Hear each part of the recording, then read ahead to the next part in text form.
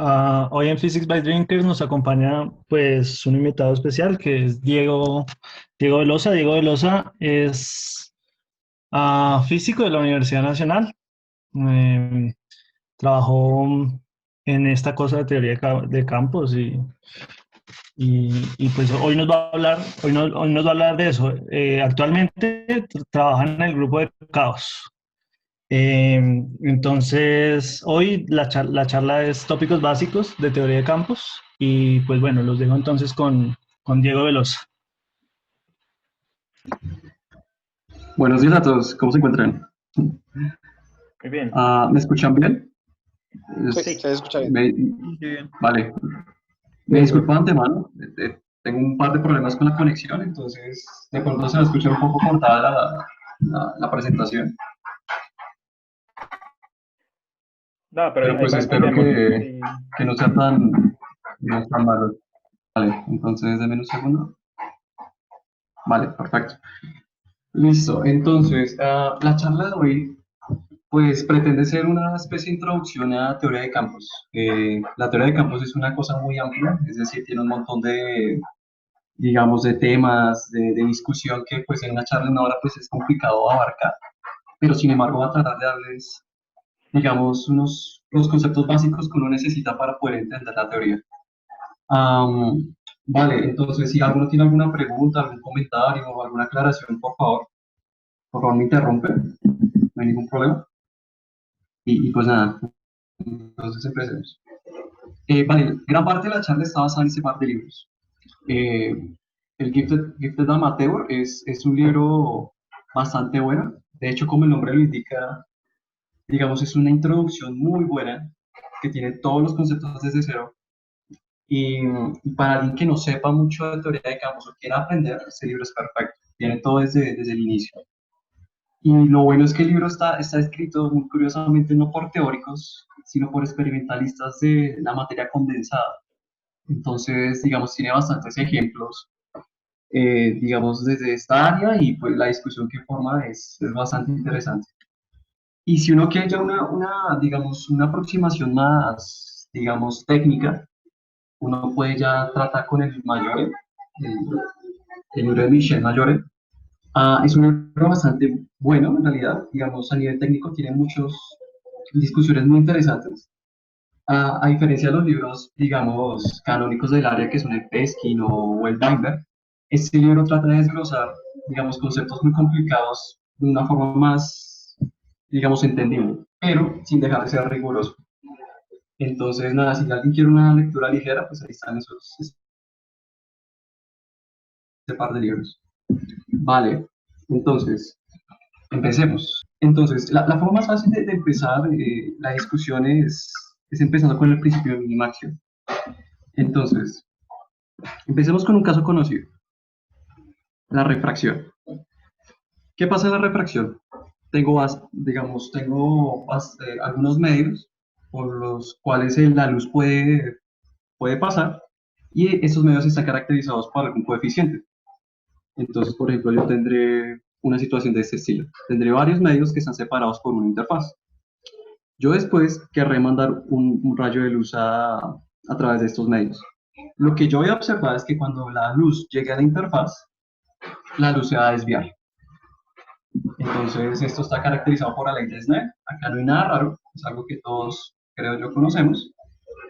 Lo interesante de este ejemplo es que una persona muy inteligente en su momento, llamada Fermat, salió con una solución muy interesante, o no una solución, una forma de deducir las leyes de Snell de una forma muy inteligente. Entonces, Fermat, en los años 1600, recupera la ley de Snell argumentando que el camino o la trayectoria que tomará la luz corresponderá a la trayectoria que le tome menos tiempo. O dicho con palabras más sugestivas, lo que va a hacer es considerar de todas las posibles trayectorias que puede tomar la luz, aquella que minimice el tiempo de la trayectoria. Entonces, desde este ejemplo ya empezamos a ver primero un principio variacional en donde se busca minimizar una cantidad, que en este caso será el tiempo de recorrido. De acá nacen dos preguntas muy naturales. Una de ellas es, bueno, ¿yo para qué quiero complicarme la vida usando cálculos raros, digamos cálculo variacional, herramientas sofisticadas a nivel matemático, para deducir algo que ya sé, que es la ley de Snell? La respuesta a esa pregunta es muy, digamos, en cierta medida evidente, y es que este tipo de herramienta nos permite ver cosas del sistema que antes no podíamos ver. De la ley de Snell yo no puedo deducir, por ejemplo, que ese es el camino que recorre menos tiempo. O, o bueno, tal vez ese tipo de aproximaciones me permiten ver el sistema desde una perspectiva nueva y me permitirá deducir cosas nuevas. Una segunda pregunta que nace es, ¿yo podré hacer este tipo de argumentación en otro tipo de sistemas? La pregunta es, claro, y para ver ello solo hay que preguntarle a Lagrange y a Hamilton. Estas dos personas lograron implementar, acoplar este tipo de razonamientos en la mecánica clásica. Entonces empecemos hablando con de la mecánica clásica. Entonces, desde la mecánica de Newton nosotros sabemos que, pues bueno, que nosotros la trayectoria de un sistema físico la vamos a entender como el movimiento de un objeto puntual, ¿cierto? Caracterizado por una masa. Digamos, de forma genérica nosotros vamos a poder caracterizar la trayectoria con una curva. Por ejemplo, si la trayectoria fuera perdón, si el sistema fuera un sistema unidimensional, pues esta gráfica nos va a dar la información necesaria para poder describir el sistema. Es decir, digamos, empieza desde una posición A, llegar a una posición B y le tomar un tiempo tau. Ahora, con el razonamiento de Fermat, nosotros podemos hacernos la siguiente pregunta. Vale, yo tengo un montón de trayectorias posibles clásicas, dadas, digamos, unas ciertas interacciones, ciertas fuerzas que están actuando sobre el sistema.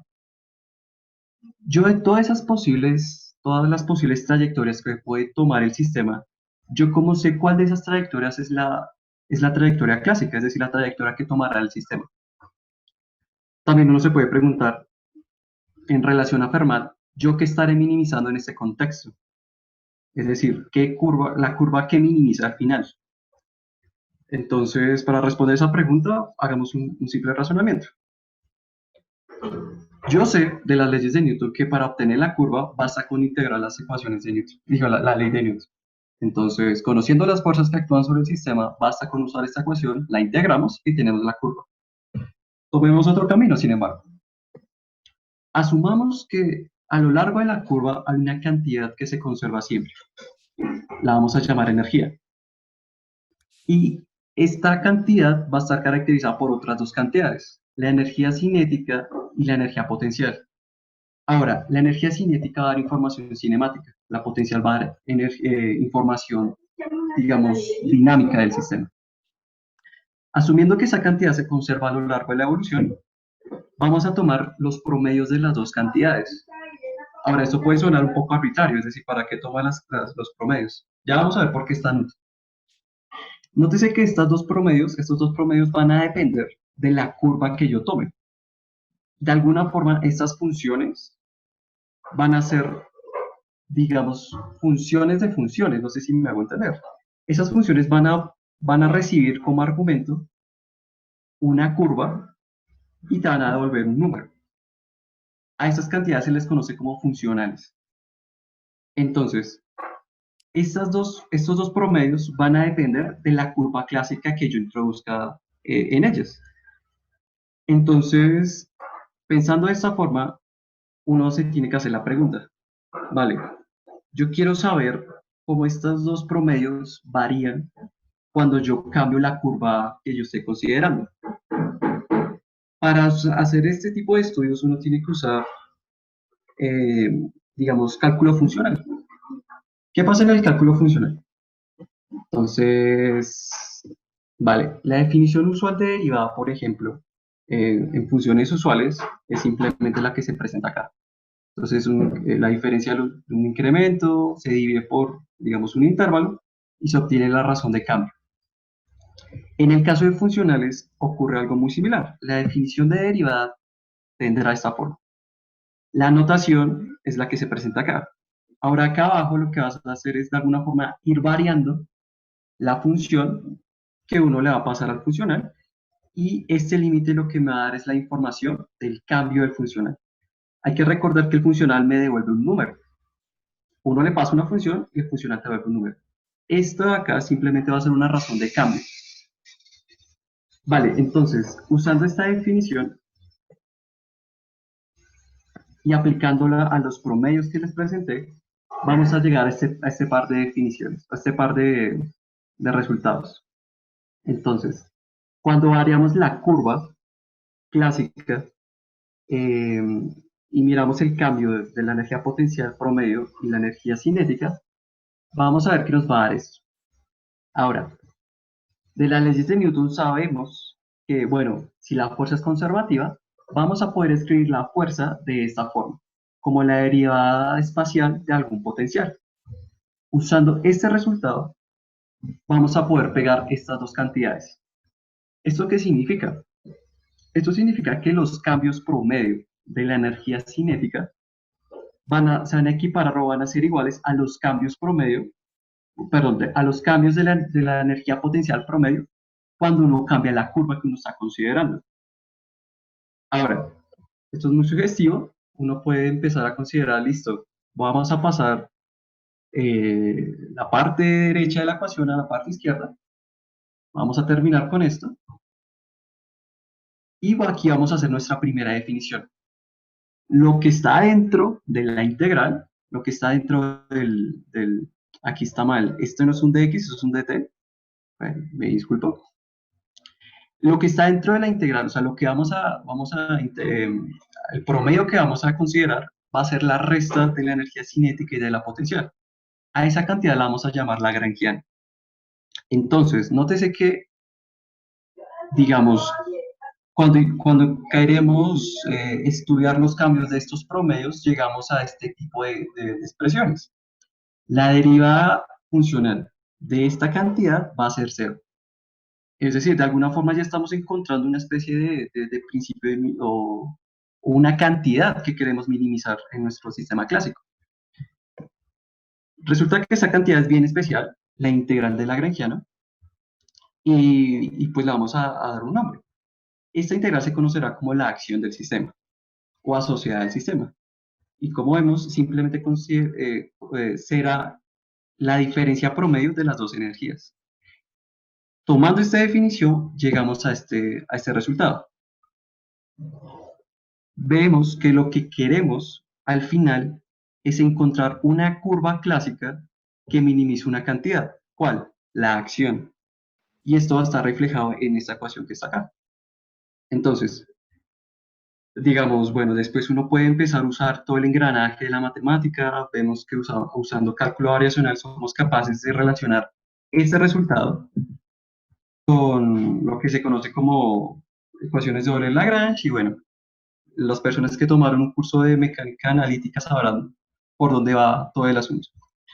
Dejemos esta discusión acá y quiero que notemos algo.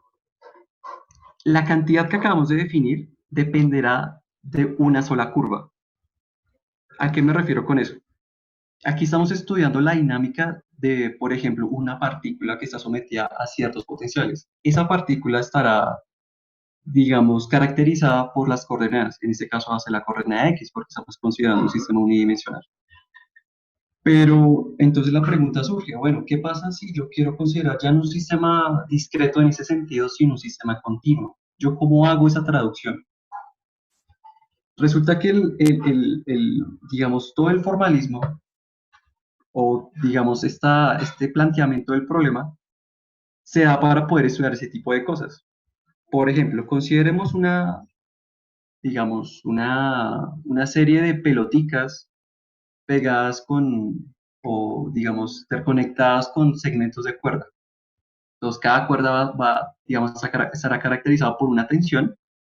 En ese sentido, las peloticas experimentarán una tensión. Entonces, tenemos una pelotica cero que estará interactuando con la 1 con la 2 con la 3, etcétera, etcétera. Ese sistema se podrá estudiar de forma, digamos, usual, usando herramientas digamos, oscilaciones y ondas, tú sacas los modos normales, etcétera. Y bueno, uno puede sacar la solución perfectamente. Usando ese tipo de sistemas, uno puede considerar lo siguiente. ¿Qué pasa si yo tomo una cantidad infinita de pelotitas y la distancia entre ellas las mando a cero? En ese caso voy a obtener una cuerda o algo muy similar a una cuerda. Y todas las herramientas que yo usé para resolver el sistema discreto las voy a poder utilizar para resolver el sistema continuo. ¿Eso en qué se traduce con todo lo que hemos dicho? Si el sistema discreto puede estar definido, puede estar resuelto con una cantidad llamada lagrangiano o acción, yo tengo que poder ser capaz de relacionar esos lagrangianos o esas cantidades que vienen en un mundo discreto con este objeto continuo. ¿Eso cómo se hace? Resulta ser que el lagrangiano, o sea, asociado a cada cantidad discreta, a cada una de estas pelotitas, se podrá relacionar con otra llamada densidad lagrangiana. Densidad es un nombre muy sugestivo. Resulta ser que las dos cantidades están relacionadas de esta forma. El lagrangiano, digamos, que me va a describir el sistema final, va a estar dado por esta expresión, una integral de volumen de la densidad lagrangiana. Ya vamos a ver cómo esto se hace más claro. Resolvamos la cuerda. Diego, una cosita. Claro. No, es más como Cuéntame. por la curiosidad. Digamos que es que uno es como que en la física siempre ve que resolver cualquier problema que uno tenga, ya sea encontrar la función de onda de algún sistema o la trayectoria de una partícula o el movimiento o la situación de alguna cosa, siempre pues viene de un problema de optimización. O sea, uno siempre está optimizando alguna cosa, ya sea la Claro. energía, ya sea bueno, alguna cantidad particular, la acción o lo que uno corresponde. Y pues Ajá. como que uno pues ve ese comportamiento y es que yo la única motivación que le veo a estudiar, digamos, todo metiéndolo en teoría de campos, metiéndolo con acción, es que todo viene de un problema de optimización que al final atacar como un problema variacional, ¿sí? Acogiendo la solución, arrancando en un punto y variándolo hasta que uno llegue al mínimo. Ajá, exacto. Y como que uno, o sea, dependiendo del caso, usted puede tener la deducción de qué lagrangiano tiene que usar, pero pues es como, no, o sea, no lo veo como muy general, es como que en cada caso particular Claro, usted sí, podría, ¿no? Y usted se lo encuentra que sí, tiene, pero ¿por tiene qué? razón. Y yo no encuentro, digamos, por ejemplo, si hay algún problema donde uno no pueda hacer eso, o siempre se puede. Ah, digamos no sé si entendí la pregunta, pero o sea, si hay una situación en la cual yo no pueda o pueda obtener de forma, digamos, genérica un lagrangiano o una descripción, Sí, que de digamos, pronto sin uno tener que no tenga recurrir a peculiaridades. que uno no tenga la forma, porque es que de cierta manera, cuando uno estudia esto, lo estudia en su curso de mecánica, lo estudia de pronto después en Claro. un curso de campos, y eso de milagro en la carrera.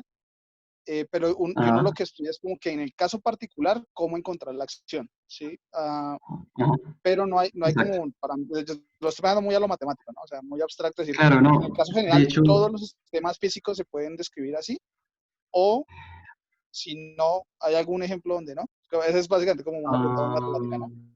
pues sí, Pero sí, es una pregunta re buena, de hecho.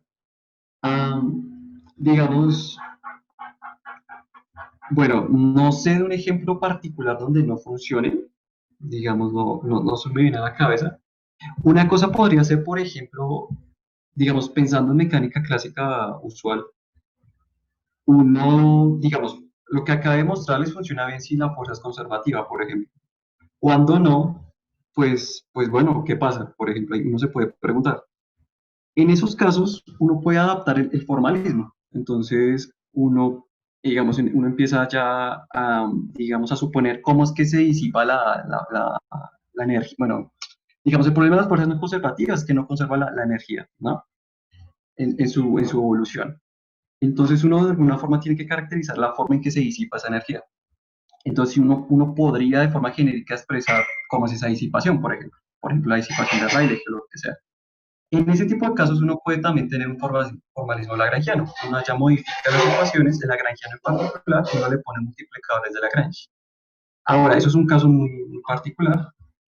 En otro caso más general, no se me ocurre, digamos, cuando no funcione, pero lo que sí sé es que las construcciones de este tipo de lagrangianos, y eso se ve mucho más cuando uno ya trata con sistemas relativistas o cuánticos, uno se da cuenta de que la forma de los lagrangianos tiene que cumplir ciertas restricciones. O sea, no puede ser cualquier lagrangiano, ¿no? Tiene que cumplir ciertas propiedades. Eh, por ejemplo, uno ve eso mucho en relatividad general, por ejemplo. Uno ya tiene que, digamos, la acción tiene que cumplir ciertas propiedades, o si no, no es física la teoría que uno está escribiendo con esas acciones. Asimismo pasa también en campos. Perdón, cuando cuantizas la teoría en el mundo cuántico, en teoría de partículas, por ejemplo, en altas energías. Allá la física del problema le está dando unas restricciones sobre la forma de los lagrangianos. Eso es digamos, lo que más puedo decir al respecto. No se me ocurre otro ejemplo. Sí, no. Yo, Obviamente, yo quería más como llegar a ese punto, y es un poquito como Sí, relacionado con lo que Nico estaba de pronto haciendo la sesión pasada, que él claro, ¿no? Y de quería hecho de sí tiene cierta que ver manera mucho con eso. escribir las Mm. ecuaciones en un lenguaje natural, ¿sí? En algo donde uno vea claramente, en el caso de él, pues, las simetrías que se vean manifiestas, ¿no? Que se vean Ajá, en el sistema, y pues casi que lo que yo he visto, que pues es la forma usual de trabajar en campos, es que lo primero que uno tiene que hacer en cualquier sistema es ver cuáles son las simetrías globales que uno tiene, ¿sí? Que esas son claro. las que le rigen qué tipos de términos uno puede tener. Es decir, si uno tiene el grupo de Lorentz y quiere describir una partícula digamos que el campo asociado o la función asociada a la cual uno va a hacer la variación es un escalar o es un vector, pues el Ajá, invariante, o sea, precisamente. hay un invariante que uno puede De construir hecho, en función de eso. de hecho, ahora que lo menciona Dani, de eso voy a hablar ahorita. Ahorita vamos a hablar del grupo de Lorentz y ya vamos a ver por qué esas cosas pasan. ¿Listo? Ok, sí, ok, listo. Pero Precisamente. pues en general es como más como que en general uno siempre está como, creo que intentando hacer eso. Creo que igual Claro, siempre es como sí, muy truculento. Yo siento que cuando uno ujú, ve estas cosas en mecánica, parecería que uno sí, estoy aprendiendo es un truco matemático más, ¿no? Pero realmente como que claro, no está tiene toda la ejerciendo razón. mucho de la física en ese término de la acción en muchos sentidos, en la forma que Ujú, tiene, en varias cosas. Pero listo, pues. un pues, comentario ahí, sí, no sé qué tan relacionado está con la pregunta, pero no sé si alguien sabe algo de conformal field theory, de teoría de campos conforme, porque lo que entiendo es sí, que esta surge de, no sé exactamente cuál es el sistema físico en concreto o tal, pero esta surge que no se tiene lagrangianos. Entonces ahí se usan otras técnicas, ¿no? Y sale estas simetrías de conforme y el álgebra de Virasoro y otras cosas, pero no hay un lagrangiano particular, por así vale. decirlo. De hecho, por ahí también, si quieres, este punto lo podemos tocar en lo que sigue, porque creo que cuadra más en una parte más adelante de la charla. Entonces, sí, de hecho, podemos hablar de eso, pero ahorita volvemos a tu pregunta, sí. Creo que es más apropiado. Pero sí, o Que hay sea, un creo. comentario, dejo un comentario y ya seguimos. Dale, dale. Sí, Es, es, eh, sí, sí, o sea, como la parte de teoría conforme de campo es particularmente una forma de estos lagrangianos y pues una propiedad particular que tienen. Es de que en lo que va a hacer Diego ahorita de describir el modelo continuo y este tipo de cosas, la física relevante realmente está es como en la frontera del sistema y no en el interior, o uno lo puede mapear de cierta manera cómodamente, ¿no? Y como que esos sistemas permiten eso, ¿no? Entonces, o uno exige que tengan eso. Eh, es como la idea, pero pues sí sería mejor ver entonces cómo se hace eso en un modelo continuo para poder sí, ver. no, o sea, lo que estoy, o sea, quiero hacerlo después es porque, claro, o sea, uno tiene que empezar ya a considerar lo que, como lo mencionan, el grupo de simetrías del problema, digamos, la simetría conformal es añadirle más simetrías al sistema aparte de Lorentz o Poincaré. Entonces, digamos, esas cosas se relacionan más con la estructura, digamos, a las simetrías que tengas en tu sistema, ¿no? Pero bueno, o sea, quiero, digamos, tener esa discusión ahorita para que tenga más sentido para los demás. Eso, Sí, solo acá en este punto, solo es para como para que uno lo vea más fácil, es que las acciones que estemos sacando van a depender puramente de la física que uno tenga en el problema. O sea, depende de Claro. qué forma, de qué cosa uno tenga, uno va a tener una forma, un lagrangiano, una cosa particular. Ajá, exactamente. Ah, bueno, Listo. claro, tal vez no, sí, no lo mencioné, o tal vez no es claro, pero claro, o sea, nosotros al estudiar cierto sistema físico vamos a poderlo caracterizar por un lagrangiano. Existen casos, en Diego, particular ya en, sí, Cuénteme. Un comentario respecto a la pregunta que hacía Daniel era muy particular y muy interesante, y la respuesta Claro. es, hay sistemas que no admiten un lagrangiano. Así como hay Ok. sistemas que admiten una clase, perdón, unas clases de lagrangianos equivalentes y describen la Ujú. misma. Si quieren, les puedo rotar por el chat una charla de hace unos años donde este tema estaba muy la respuesta. Obviamente no son, digamos, las teorías que uno usualmente trata, pero hay teorías no triviales, con física no Ajá. trivial, que no admiten una descripción lagrangiana. Ah, perfecto, ¿no? Buenísimo. Eso Pues estaría súper si lo bueno. puedes dejar, Ujú. pues si porfa, pues déjalo Sí. ahí acá en el chat. Si quieres, déjala el video acá en el chat de la charla y después lo subimos a otro lado. O lo compartimos. No, muy bueno, muy bueno. Muy interesante. Claro. No, yo no sabía, digamos, yo sí no tenía conocimiento de este tipo de, o sea, de qué tipo de sistemas no admiten este tipo de descripción. Qué bueno, qué chévere. Vale, voy a seguir. Listo. Am, vale, entonces, vale, resolvamos la cuerda como primer ejemplo, ¿no? Este es el ejemplo, digamos, canónico que siempre le muestran a uno en las introducciones de teoría de campos.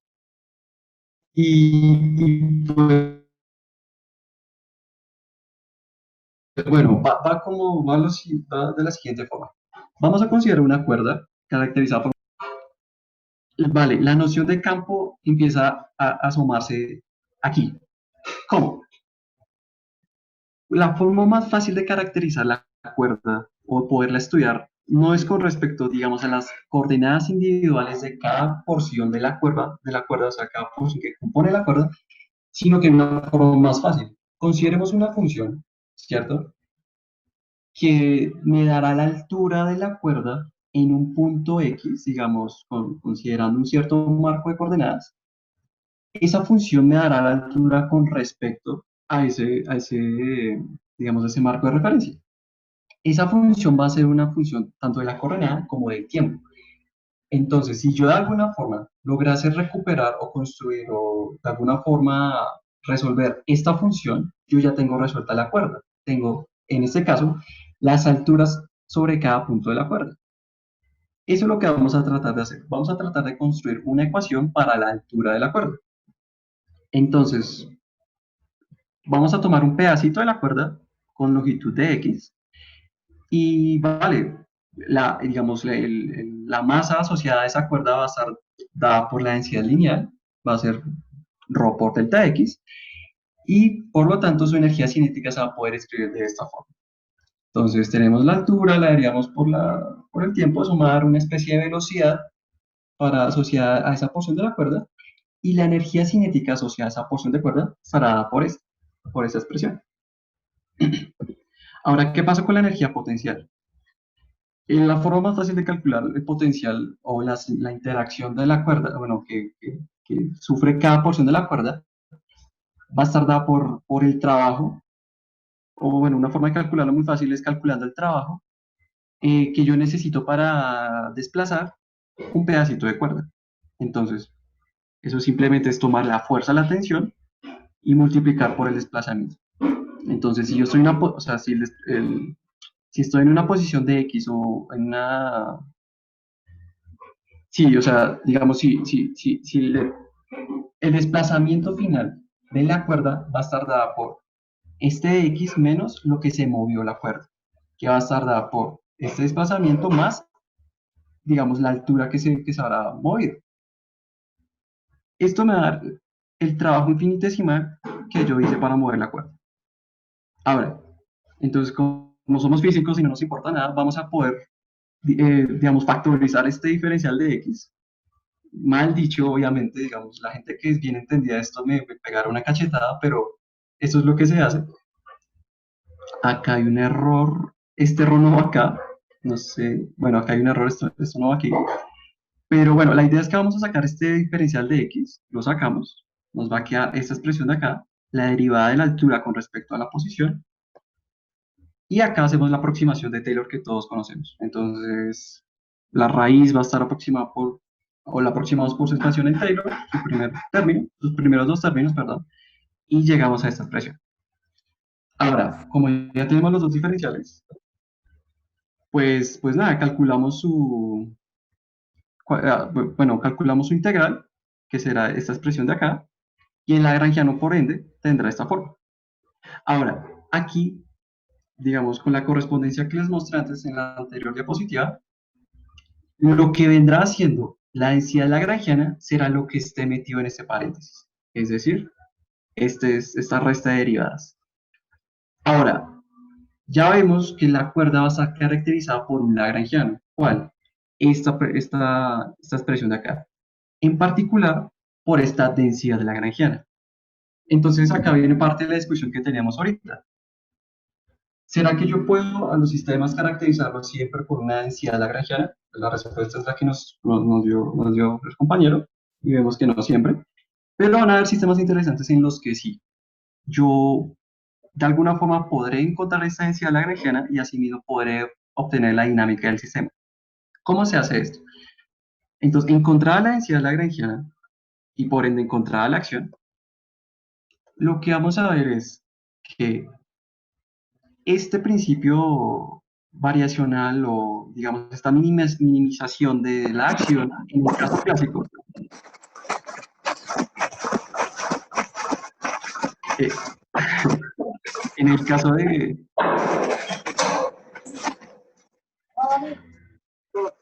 ¿Dani? ¿Dani está hablando? ¿Dani Saavedra? Uy, qué padre. ¿Todo está bien? Vale, me escuchan bien, ¿sí?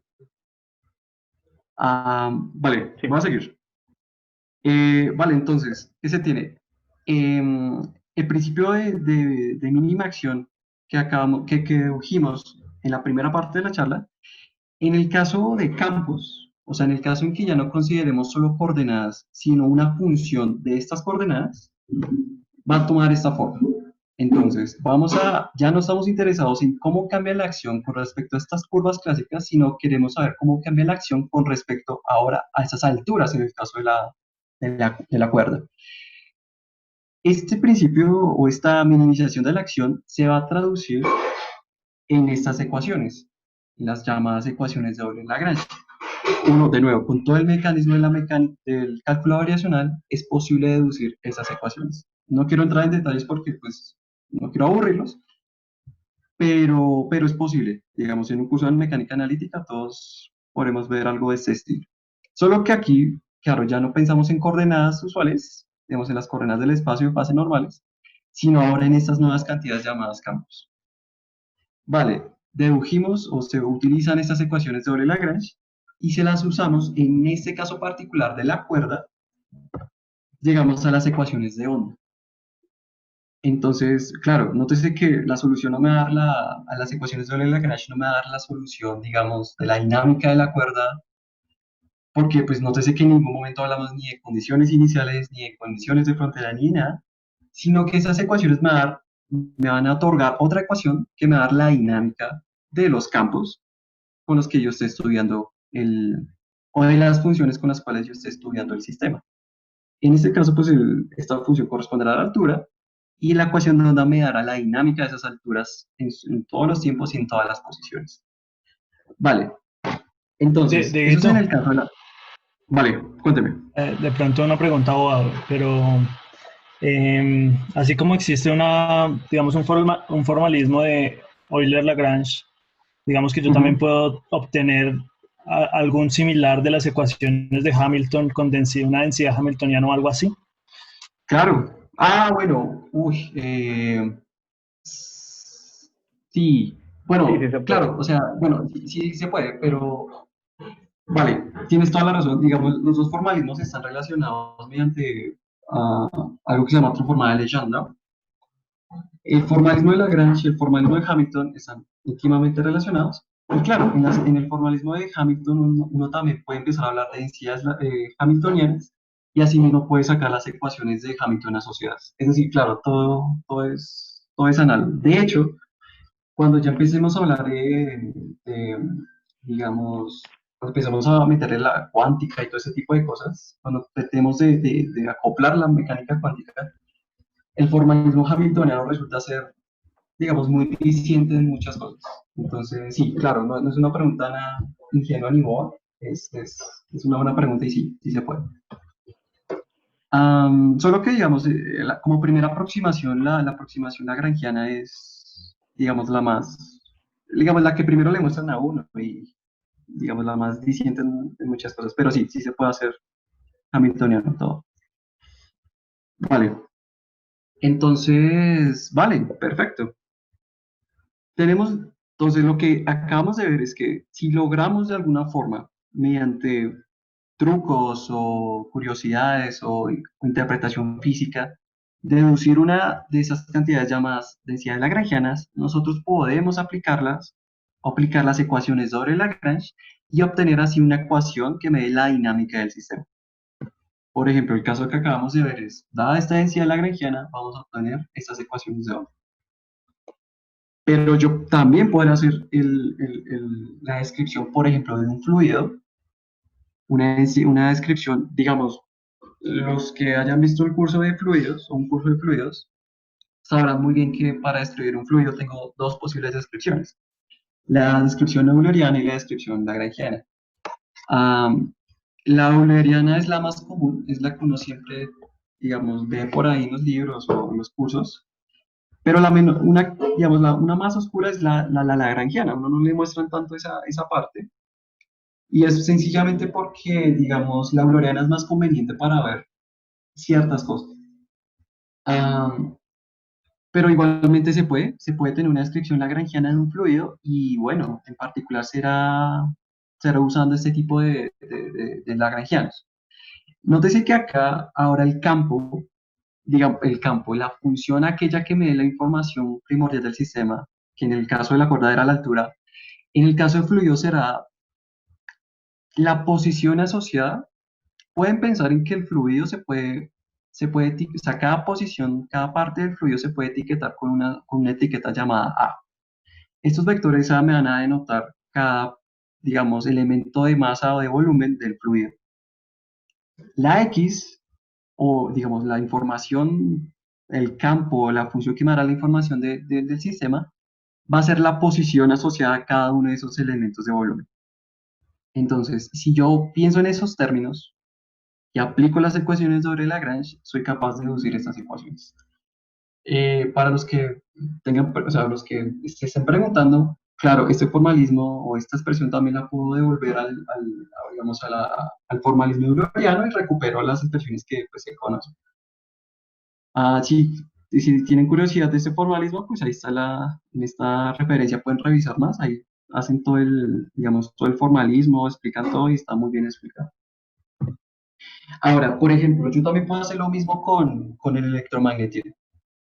Resulta ser que si yo escribo esta densidad lagrangiana, donde las Fs, bueno, no escribí la definición de las Fs, no me pareció conveniente tampoco, pero las Fs están relacionadas con las derivadas de los vectores potenciales, de los A's. Resulta ser que si escribo un lagrangiano de esta forma, soy capaz de recuperar las ecuaciones de Maxwell. Ahora, aquí quiero hacer un paréntesis porque, digamos, en teoría, ya cuando empecemos a considerar ejemplos más sofisticados, este tipo de expresiones se van a hacer más comunes. Por ejemplo, esto está marcado en algo que se llama teorías de Yang-Mills, en donde uno, digamos, ellos allá tienen una forma genérica, un lagrangiano. Ese tipo de teorías, cuando uno las acopla con la mecánica cuántica, son capaces de describir fuerzas fuertes, débiles, etcétera, etcétera. Las personas que trabajen en partículas sabrán mucho más de esto que yo.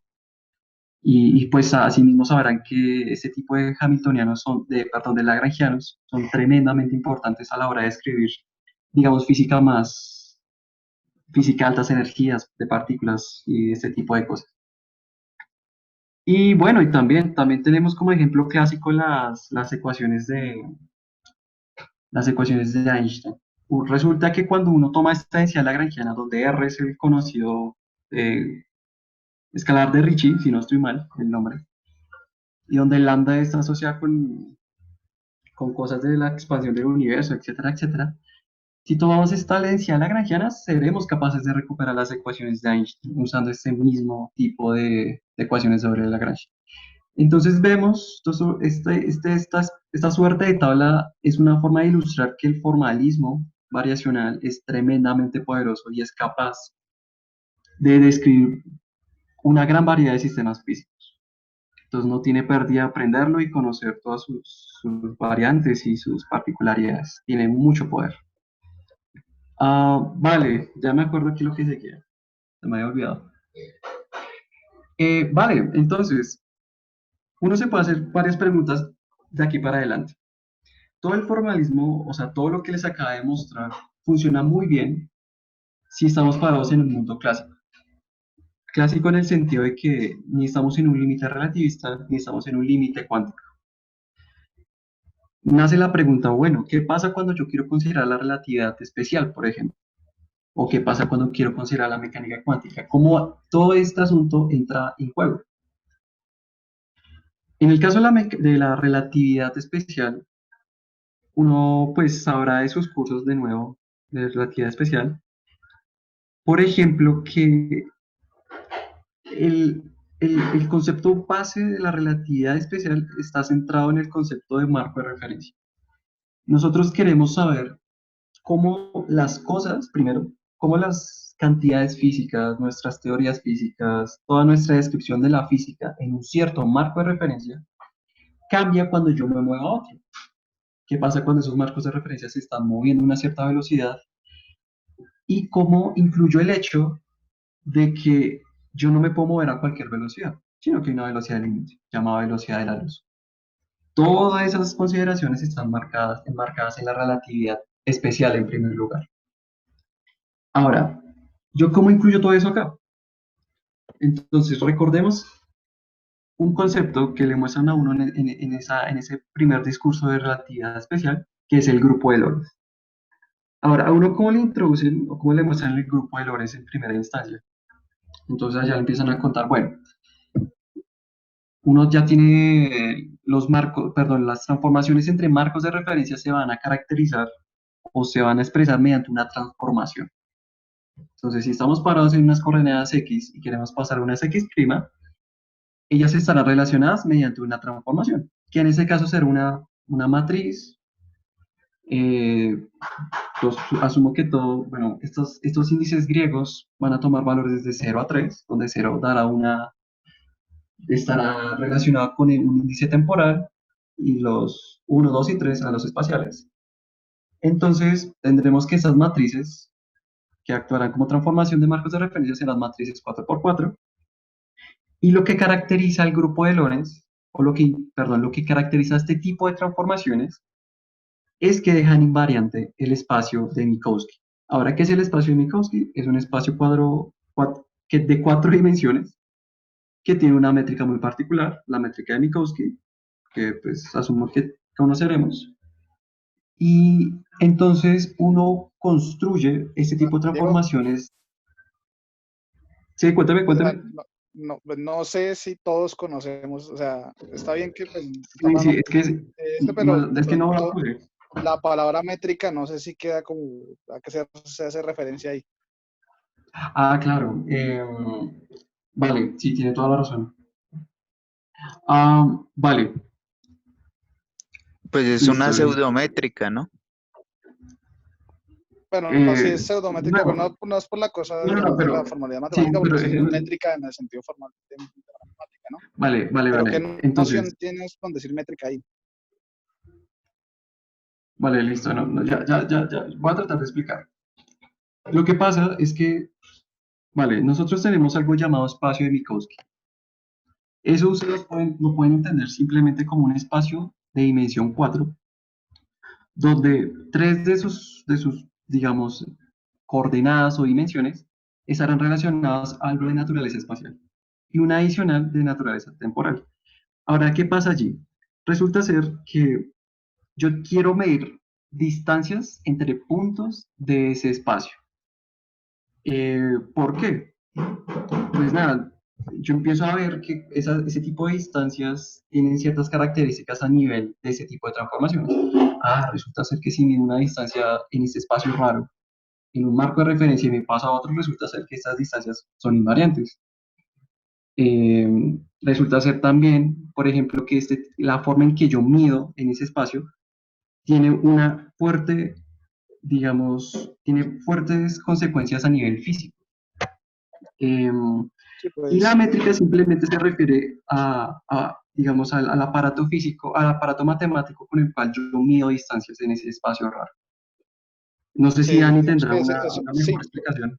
sí, no, pues igual, sí, es como ese detalle como de remarcar acá porque, o sea, las transformaciones de Lorentz, pues uno podría escribir la matriz, este tipo de cosas, pero pues ya esos son detalles del grupo en particular y para acá estamos viendo más superficialmente, ¿no? Y Sí, lo que es importante ahí es que pues esto es resultado del trabajo de Einstein de preguntarse cómo es que mide uno tiempo y distancias los observadores físicos, ¿sí?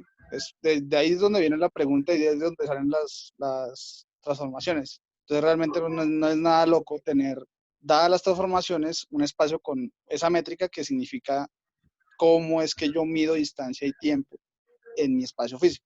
¿Sí? Y pues digamos que ahí es donde uno intenta sacar las transformaciones, es decir, esta métrica tiene que estar invariante, esas distancias tienen que ser invariantes para todos los observadores físicos.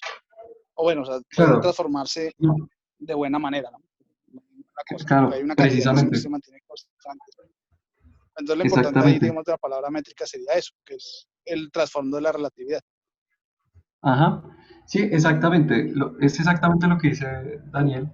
Y claro, digamos, escribir ese tipo de cosas, o sea, cuando uno dice que ese tipo de transformaciones dejan invariante la métrica, lo que uno trata de decir en el fondo es que yo quiero que la forma en que yo mida distancias no dependa del marco de referencia que yo esté usando. O sea, sin importar si yo me esté moviendo a cierta velocidad o esté parado en una cierta posición o lo que sea, la forma en que yo mida distancias en ese espacio nuevo no cambia.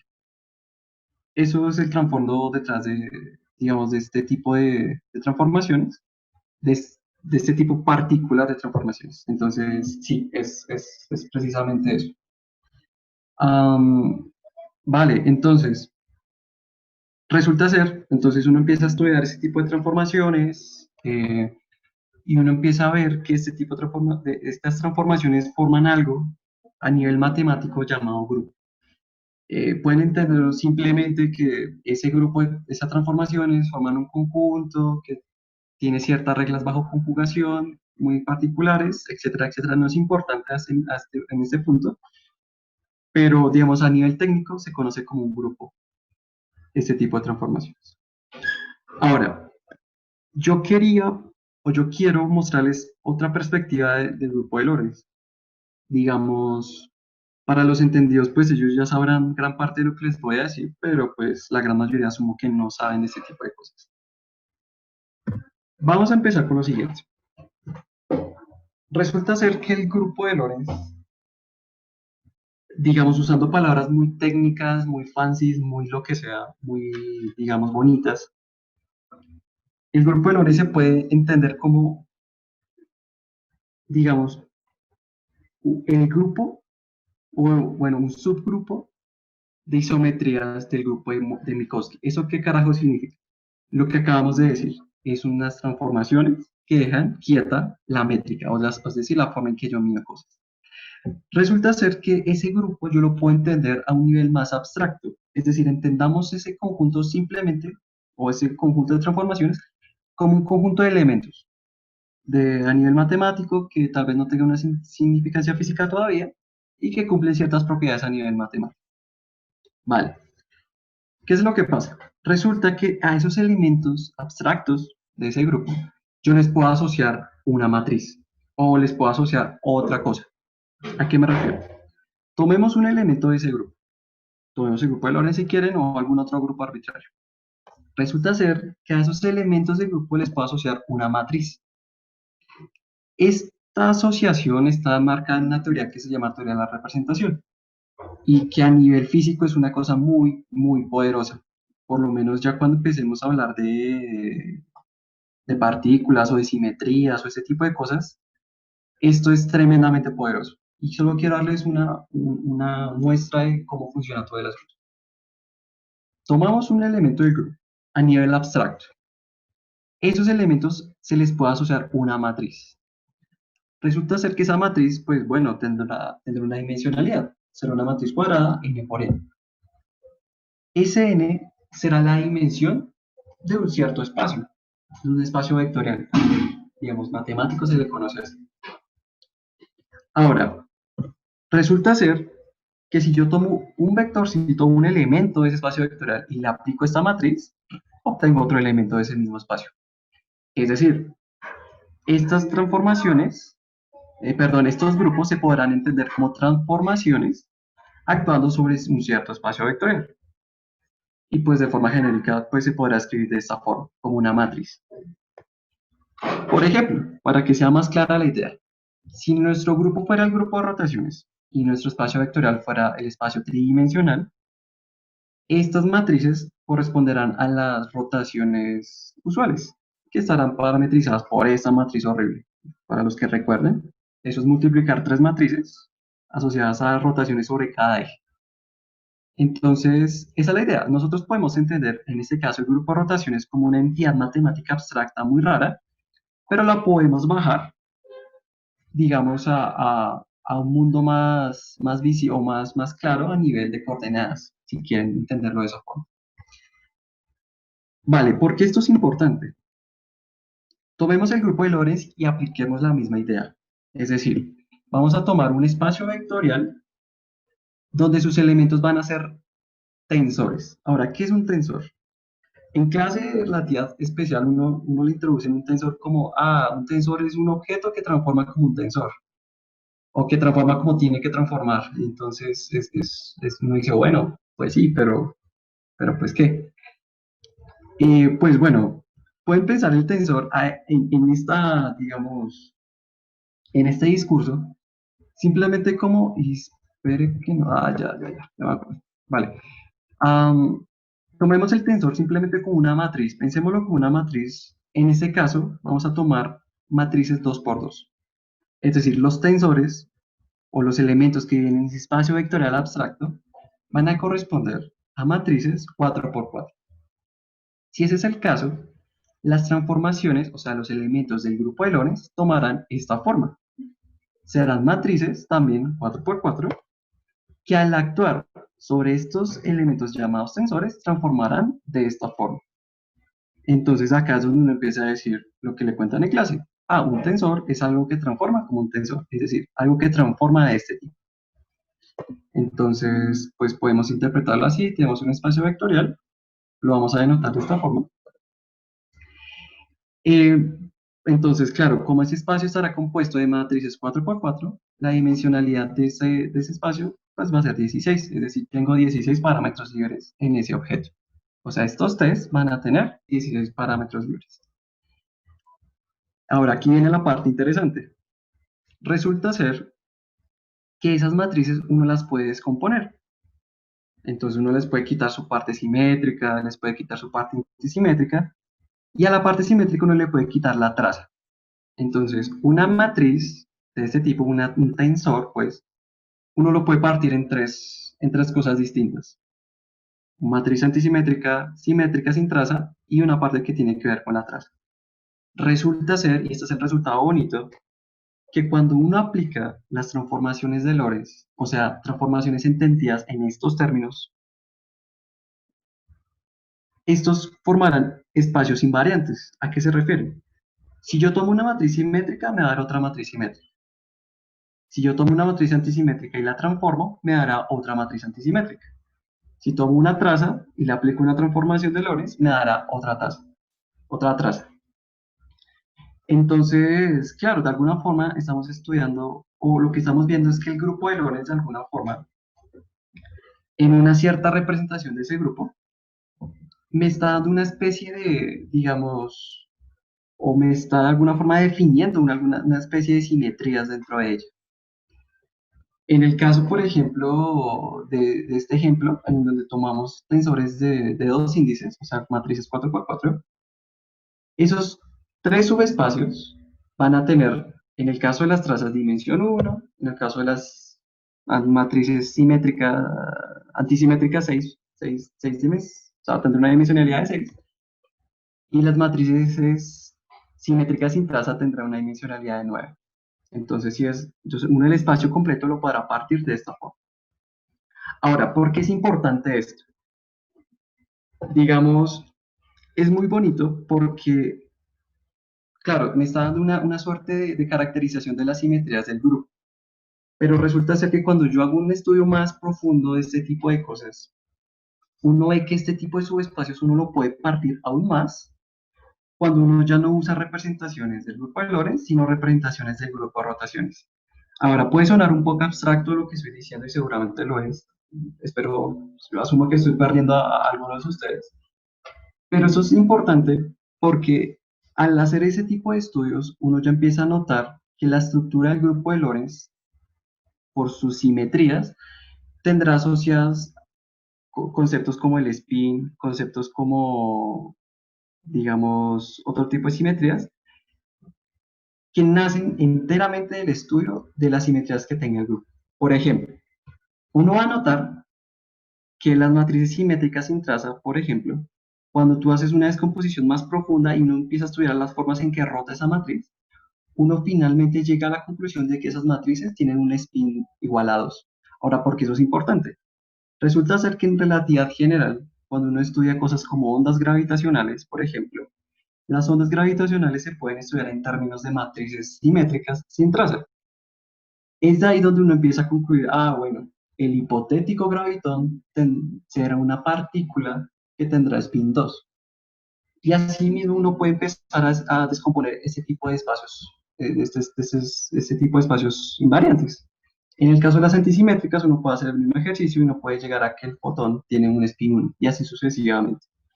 Esta discusión es muy rica, muy profunda a nivel técnico, digamos, es una mamera, pero pues tiene muchos resultados a nivel físico. Ahora, aquí es donde entra todo el asunto de lo que estamos discutiendo, bueno, la pregunta que habían hecho de teorías conformes y etcétera. El grupo de Lorentz simplemente es un grupo que me está dando información acerca de los boosts y de las rotaciones.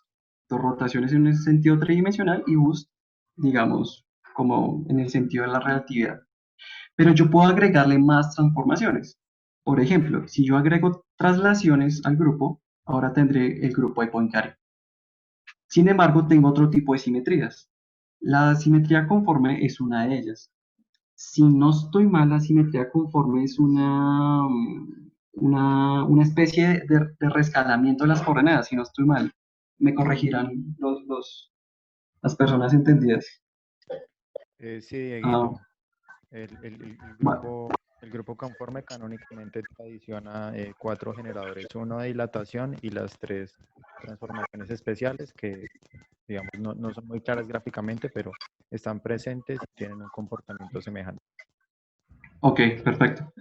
Entonces, vale, uno puede seguir, o sea, dado el grupo de simetrías, uno puede empezar, por ejemplo, con Lorentz y uno le puede empezar a adicionar más simetrías y uno puede empezar a hacer este tipo de estudios. Es muy interesante en el sentido de que al hacer este tipo de estudios que pueden sonar o pueden verse a primera vista como matemáticas, simplemente un análisis fastidioso de las matemáticas, uno puede llegar a conclusiones muy profundas de la física. Eh, y pues bueno, no quiero dejarlo acá, no quiero, digamos, abrumarlos con más cosas de este estilo, pero solo quería mostrarles que ese tipo de cosas se hacen de esta forma. Y bueno, en particular, en el libro del Mayore, en las dos referencias que les mostré al inicio, ese tipo de cosas están muy bien explicadas. Entonces, para las personas que quieran conocer más, pues pueden leerse ese libro, está muy bien explicado en esa referencia. Ahora, ¿por qué les mostré? Vale, cuénteme. Otra vez ahí como comentarios un par chiquiticos. Sí, o sea, digamos, esto pareciera que fuera pura matemática y todo eso, y no, o sea, como vuelvo y me cito a la charla de Nico la vez pasada, y es que realmente o sea, esa codificación de estudiar las simetrías del espacio, lo que hace es, claro, de cierta manera partirle un espacio y darle la descripción geométrica de ese espacio. Lo que resulta es de que esa geometría del espacio que uno está obteniendo a partir de estas formaciones tiene un montón de contenido físico. Por ejemplo, Claro, una de las cosas un que montón. se resulta preguntando es en electrodinámica, cuando uno trabaja con el vector potencial, eso pareciera que fuera por ahí de la nada. Sí, como que Ajá. sí, pero justamente ese tiene algo de codificación de geometría del espacio de los campos que uno realmente logra obtener pues, estudiando la teoría. Varias interpretaciones físicas muy valiosas. Digamos que no es Exactamente. de No, y matemáticas. no, para nada, no, no es un capricho y ahí me apego totalmente. Por ejemplo, un resultado que me parece muy bonito también es, por ejemplo, a uno le cuentan, por ejemplo, en mecánica cuántica 2 si no estoy mal, a uno le empiezan a introducir el concepto de adición de spin, que los spins, digamos, se comportan de cierta forma, pero esas cosas provienen, por ejemplo, de que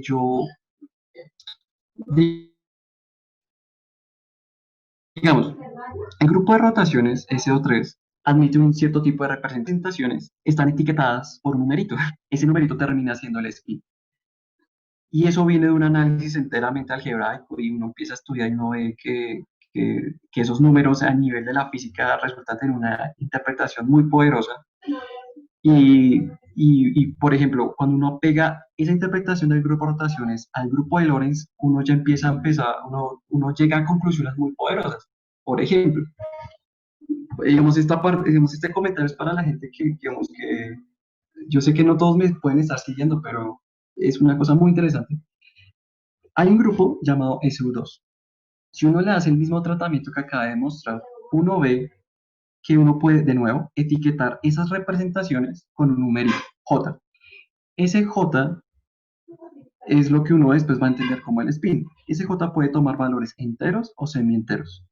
Resulta ser que cuando uno expresa el grupo de Lorentz con esas representaciones irreducibles de ese grupo de SU2, uno ve que el grupo de Lorentz se parte en dos, o sea, el álgebra del grupo asociado al grupo de Lorentz, el álgebra de Lorentz, se parte en dos subálgebras, en dos álgebras de momento angular que conmutan entre ellas, o sea, no están como junticas.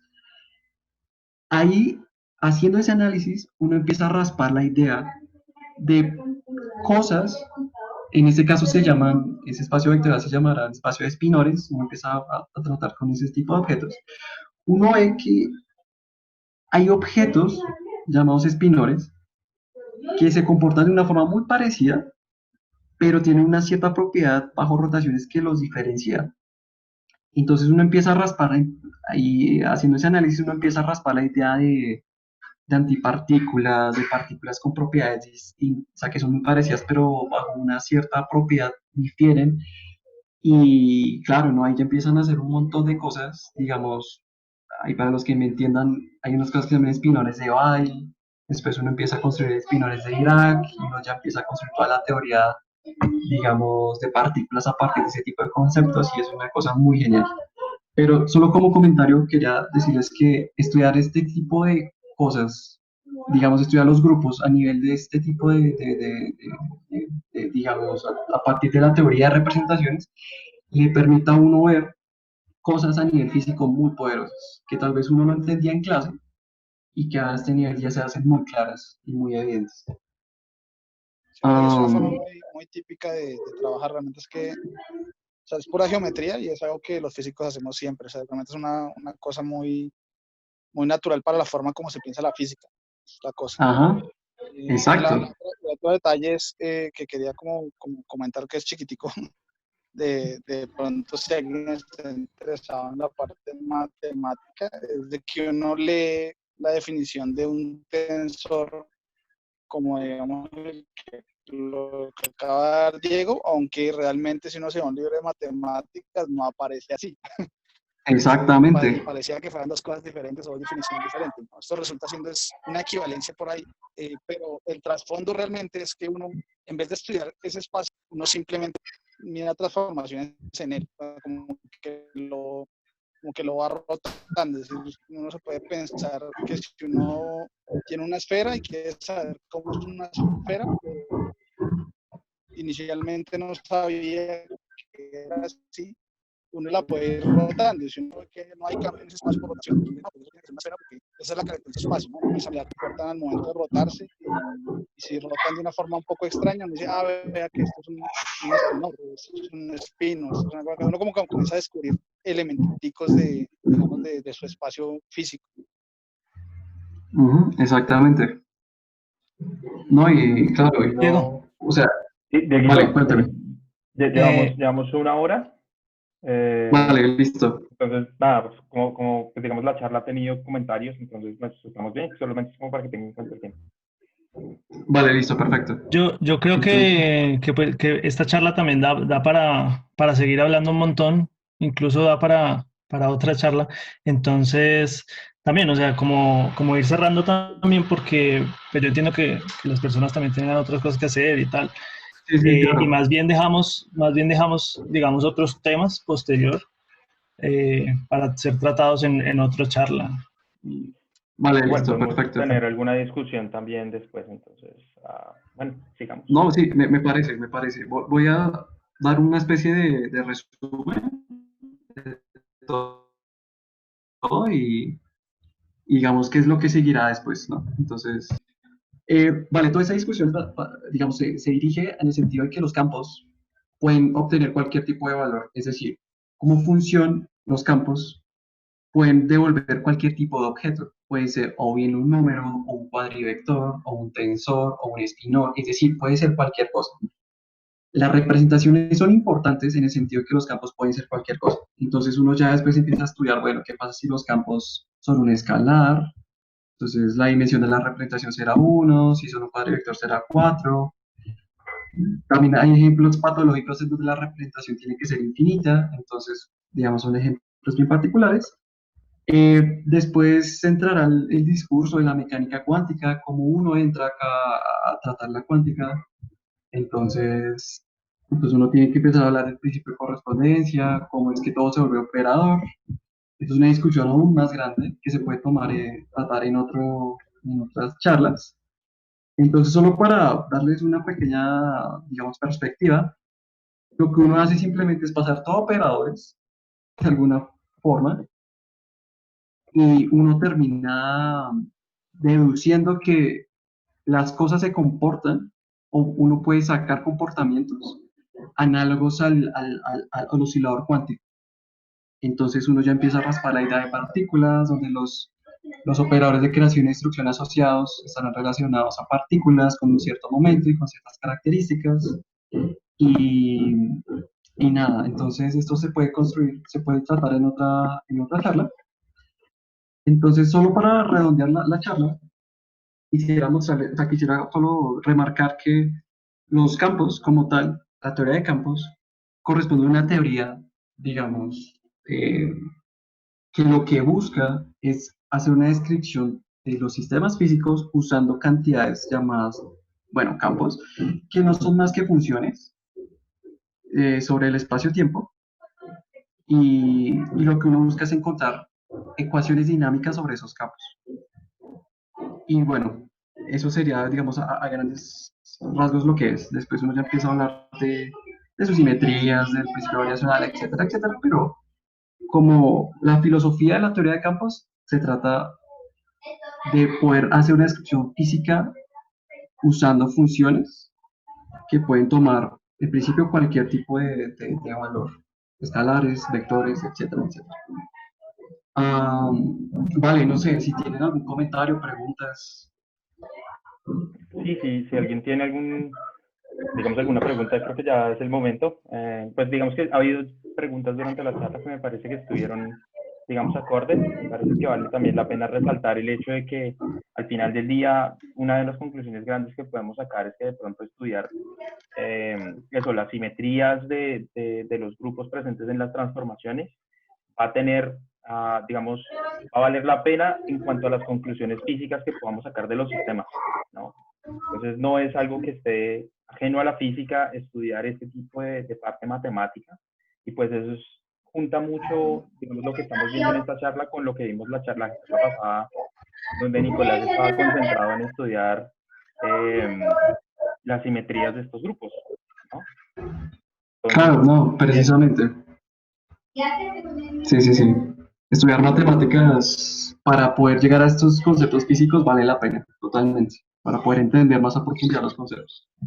Sí, bueno, primero que todo, yo también quería darle las gracias a Diego por una charla amena. Me gustó mucho la charla, estuvo bastante interesante y quería también, digamos, abrir como la discusión a los participantes de qué tal les ha parecido, digamos, no solamente la charla, sino primero que si tienen preguntas que hacerle a Diego, o sea, es el momento. Y segundo, abrir la discusión a qué les ha parecido todo este cuento de estas charlas y esto.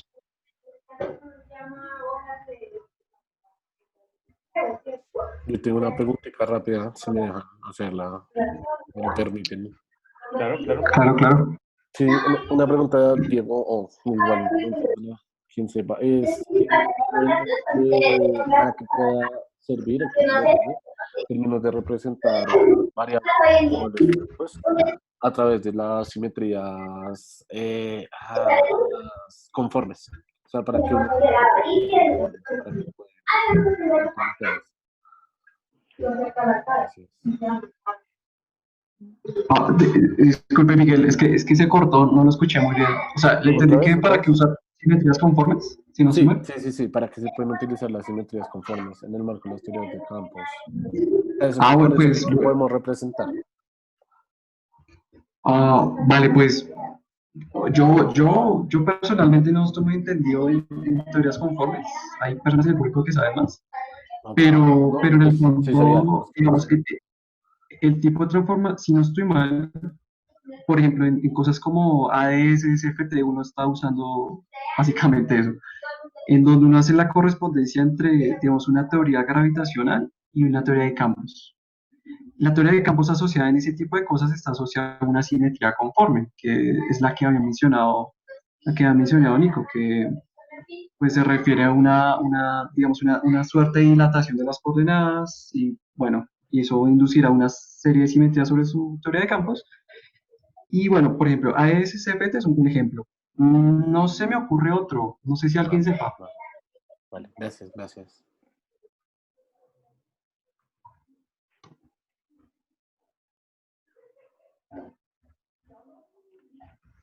¿Listo? No, ¿Alguna otra yo pregunta? igual digo mal, pero no sé pronto Nico. Eh, no sé, no sabría qué responderle, entonces mejor dejo así. No, Sí. Sí, digamos que ese tipo de cosas se pueden discutir más a detalle luego. No sé si de pronto eso, Nico tenga algún ejemplo que nos pueda servir o alguna cosa, ah, pero no sé si está como disponible. Pero pues luego vemos. Importante como tener ese tipo de preguntas ahí. Vale, gracias. No, era Mm, por si tenían por ahí en mente así algún ejemplo concreto, pero pues si no, no, vale. Porque pues sí, sí, siempre yo he escuchado también, digamos, lo que comentó Diego de utilizarlo en ADS-CFT, porque quería saber si de pronto tenían conocimiento de que hubiese otro tipo de aplicaciones de las simetrías conformes. Pero, no, pues gracias. aplicaciones sí hay hartas porque yo también en muchos sistemas de materia condensada ¿Dinámica? sucede Ah, ok. que, que los sistemas físicos tienen también, al menos en su equivalente en teoría de campos, como en una teoría efectiva, tienen esa simetría. Y eso hace que existan ciertas cosas como leyes de área y ese tipo de cosas que le permiten a uno estudiar transiciones de fase de una forma un poquito más clara, ¿sí? Pero pues eso es más como una teoría efectiva, ¿no? No es una cosa tan directa. Vale, vale, vale. mm. Gracias. Ya veo, ya veo.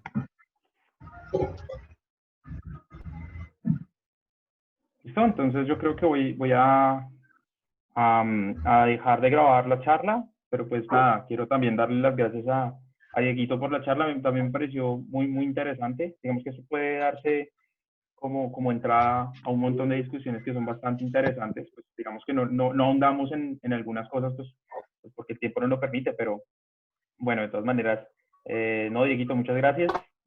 Estuvo muy bien y también gracias a todos por venir. Ya podemos seguir discutiendo, pero pues voy a parar hasta acá la charla.